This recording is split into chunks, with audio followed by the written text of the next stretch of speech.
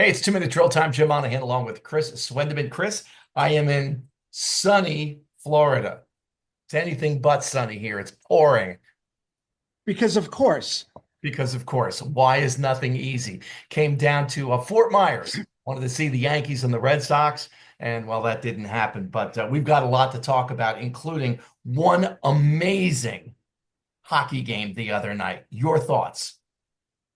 I am a hockey fanatic. And for me, this was everything.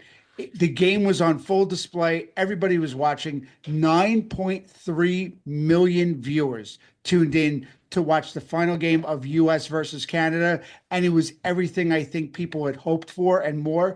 The NHL was on, center stage. The spotlight was on them. And I thought they knocked it out of the park for sure. This was the most watched NHL sanctioned hockey game in I don't know how many years, decades. And my thought as I'm watching it, first of all, the game was exciting as you know what. Absolutely. I thoroughly enjoyed the game. And I know that, there's been talk, will the NBA do something to follow suit to try and fix their All-Star game?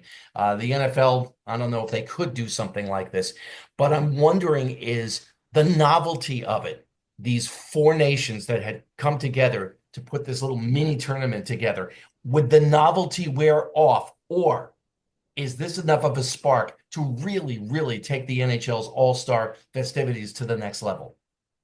I think it can be if it's done right, and maybe if you maybe swap out countries year in year out to keep it this foreplay, so to speak, and you add in different countries, different years. I think they're really onto something because not only did they take center stage, but every other major league office took notice and went, "Whoa." When they, especially at that 9.3 million viewership. Yeah, I think you're right. So we'll see what happens with that. It was a great, great event for hockey, and United States hockey as well. I know they came out on the losing end, but I think a lot of people were really captivated by certain personalities on this team, and we can look forward to that maybe more in the future. I want to turn our attention to the Yankees. Again, I was saying I was hoping to see them in Fort Myers today take on the Red Sox, and injuries are front and center once again. Giancarlo Stanton, we talked about him last week. He's in New York City now talking to the Yankees head team physician, Dr. Christopher Ahmad, with regard to the tennis elbow that he's been bothered by since last year. And I don't think the prognosis is good here, Chris. I don't feel good about this as a Yankee fan and as somebody who enjoys the game much like you do. I really feel like we're not going to see much of anything, at least in the first half of the year from Giancarlo, and maybe all year. If it was one arm, you'd be like, all right, rehab or maybe quick surgery. It's both elbows, Jim. I just don't see there being a good end to this.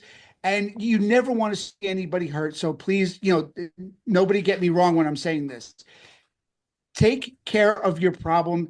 Get this fixed once and for all. If it means you sit out the year, so be it. But what good is he going to do with one or two bad elbows and trying to rehab or trying to, rest during the season? This is the problem. Just take care of it when you need to and be one and done.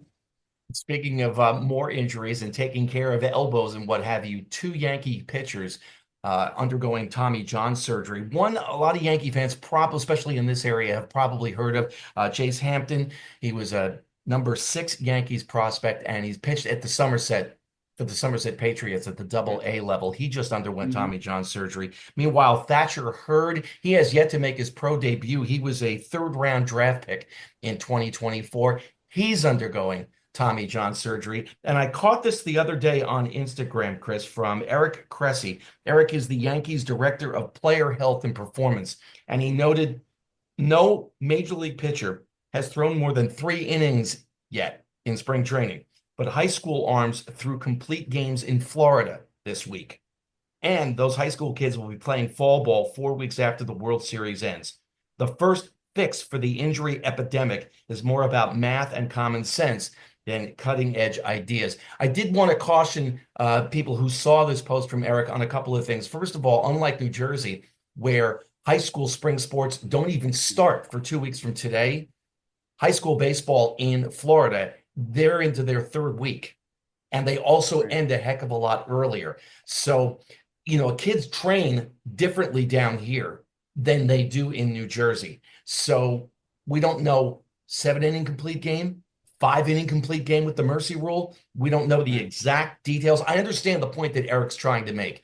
There is this rush to, complete games. There's this rush to 90 miles an hour, and it's happening over and over and again. You and I were talking off air the other day about, college kids. If you're a right-handed college high school pitcher and you're not throwing 90, you can pretty much forget about getting a Exactly. lot of looks at the collegiate level. I don't care what these colleges say, Chris. If you're not throwing 90 as a righty, they don't care. They're not looking at you. And until that mentality goes away, I got to throw harder. I've got to throw harder. I've got to throw harder. And I see that at the college, the high school, and down into the youth levels. Until that mentality goes away, this epidemic isn't going anywhere anytime soon. No, and one of the things I told you that stuck out to me, and you know why everybody's got this mentality? Because you see every year somebody, they'll take a player from a team and make them the poster boy for the big pitcher of the year. This year it's Paul Skeens, who took from Pittsburgh, who took the world by storm last year, because I mean he is amazing. And Electric. I sent you, yeah, and I sent you something on Instagram. We were looking at it. It was from the catcher's view, catching Paul Skeens in a bullpen session. And you hear the ball coming like a freight train. I mean, you hear the whoosh coming at you, and it's only getting heavy. I mean, the ball comes so fast and so hard. And the movement on his arm, you're just waiting. You're going, I really hope somebody like this who's so talented and such a young face of a franchise like in Pittsburgh and for MLB, you really hope he doesn't get hurt. But you're just like, okay, when are we going to hear the news that he's got an arm problem? Look at Spencer Strider last year for Atlanta, another one who throws gas, and I mean is filthy. Second, I mean rehab, but could be looking at a second Tommy John. What? It's too much. Meanwhile, to go back to the Yankees for just a second, you got some good news this week with the Yankees announcing that they're going to allow longer hair and beards. For 2 Minute Drill fans who are watching this on our YouTube channel, there you go, Chris. You got the facial hair. You're right there. Put me in, coach. I'm ready to play. I've been waiting for my moment. Me and Don Mattingly are going to go back together, and Don's going to grow out his stash. Don Mattingly actually went back to Yankees camp today as a special advisor, I believe. But I mean, really, it's been too long, and I'm really glad they did this. Does it really make a difference? I don't know how much it'll make a difference, but you know what? It's well past the time. And I know George is somewhere rolling over, very upset. But you know what? He's not here to stop it, and I'm glad they did it. And that's the 2 Minute Drill for another Monday. If you're watching this on YouTube, like and subscribe, and we will talk to you next Monday right here. You got it, Jim. Enjoy the sun in Florida, hopefully.